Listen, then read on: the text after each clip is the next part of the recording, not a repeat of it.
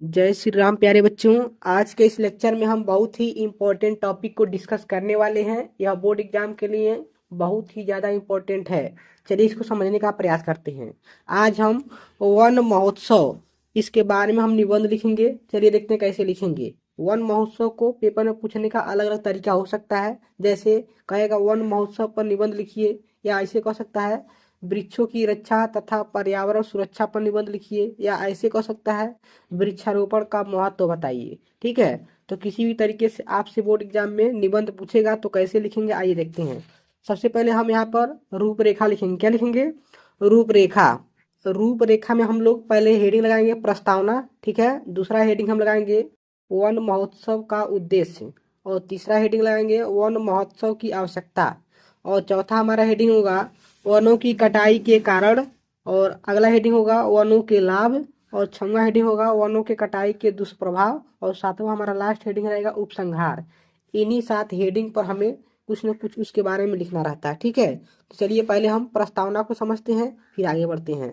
प्रस्तावना हेडिंग लगाएंगे और प्रस्तावना में लिखेंगे भारत में पेड़ों की लगातार कटाई के कारण पर्यावरण पर प्रतिकूल प्रभाव पड़ रहा था। मतलब भारत में जो पेड़ जो कट रहे थे, इसके कारण क्या हो रहा था? पर्यावरण पर खराब प्रभाव पड़ रहा था, इतना हम लिखेंगे। और जितने पेड़ की कटाई हो रही थी उसमें से आधे भी नहीं लगाए जा रहे थे। ठीक है, इसलिए सरकार ने वन महोत्सव जुलाई में आयोजन किया था, और हमेशा जुलाई में होता है। मतलब कहने का, जो वन लोग काटते हैं, पेड़ पौधे काटते हैं, उतना लोग लगाते नहीं हैं। इसलिए सरकार ने क्या किया है? वन महोत्सव किया है। वन महोत्सव का मतलब यह जुलाई में होता है। ठीक है, वन महोत्सव एक जलसा के रूप में, त्योहार के रूप में मनाया जाता है, और इसमें पेड़ पौधे लगाए जाते हैं। ठीक है, लोगों के अंदर जागरूकता फैलाई जाती है। फिर अगला हेडिंग लगाएंगे, इसमें लिखेंगे वन महोत्सव का मुख्य उद्देश्य यह है कि सभी जगह पेड़ पौधों को लगाया जाए। वन महोत्सव सप्ताह में हमारे देश में लाखों पेड़ लगाए जाते हैं, लेकिन कुछ ही पेड़ बच पाते हैं। वन महोत्सव का मेन उद्देश्य यही है कि पेड़ को लगाया जाए और पेड़ को बचाया जाए। ठीक है प्यारे बच्चों, अगला हेडिंग लगाते हैं महोत्सव की आवश्यकता। आखिर आवश्यकता क्यों पड़ रही है इसकी, तो देखते हैं। पेड़ों की कटाई के कारण पृथ्वी का वातावरण दूषित हो रहा था, जिसके कारण सरकार ने वन महोत्सव करके लोगों को जागरूक करने का प्रयास किया। अगला हेडिंग हमारा रहेगा वनों के कटाई के कारण। आखिर में वन क्यों कट रहा है, पेड़ पौधे क्यों कट रहे हैं? तो वनों के कटाई के कारण निम्नलिखित हैं। पहला कारण है लकड़ी की आवश्यकता के कारण लोग पेड़ों की कटाई करते हैं। नॉर्मल बात है, जब लकड़ी की आवश्यकता होगी तो लोग पेड़ काटे ही काटेंगे। ठीक, आगे देखते हैं दूसरा कारण। शहरीकरण के कारण भी वन की कटाई होती है। मतलब शहरीकरण का मतलब लोग शहर में भाग रहे हैं। ठीक है, इसके कारण पेड़ पौधे काटे जा रहे हैं। फिर अगला रहेगा सड़क के निर्माण में बाधा बनने पर वृक्षों की कटाई होती है। जब सड़क बनेगा, सड़क के बगल बगल पेड़ पौधे रहेंगे तो सड़क कैसे बनेगा? इसीलिए 4 लेन 2 लेन बन रहा है, तो पेड़ की कटाई हो रही है। ठीक, आगे देखते हैं।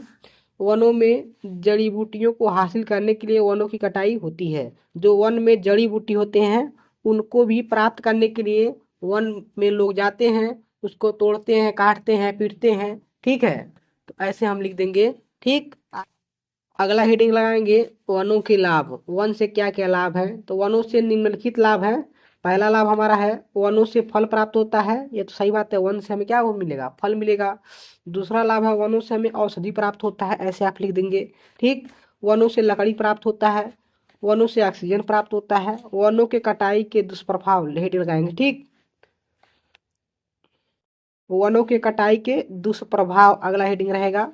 वनों के दुष्प्रभाव निम्नलिखित है। वनों के कटाई के जो दुष्प्रभाव है वह निम्नलिखित है। देखिए कैसे लिखेंगे। पर्यावरण दूषित होते हैं। जब वन कटेंगे तो पर्यावरण खराब होगा, प्रदूषित होगा। ठीक, वनों के कटाई के कारण तापमान में वृद्धि होती है। जब वन कटेंगे तो तापमान में वृद्धि होगी। जैसे इस समय वर्तमान समय में बहुत ही तेज धूप हो रहा है। ठीक है, तो वन कट रहा है, इसी की वजह से तापमान में वृद्धि हो रहा है। फिर लगाएंगे वनों की कटाई के कारण मौसम में असमान परिवर्तन होता है। वन की जब कटाई होती है तो मौसम जो है खराब होता है। ठीक, आगे देखते हैं। अपना लास्ट हेडिंग लगेगा उपसंहार। इसमें हम लास्ट हेडिंग उपसंहार में लिखेंगे वन क्षेत्रों को बचाने के लिए हमें जागरूक होना चाहिए। ठीक है, जागरूक होंगे तभी तो वन बचेंगे।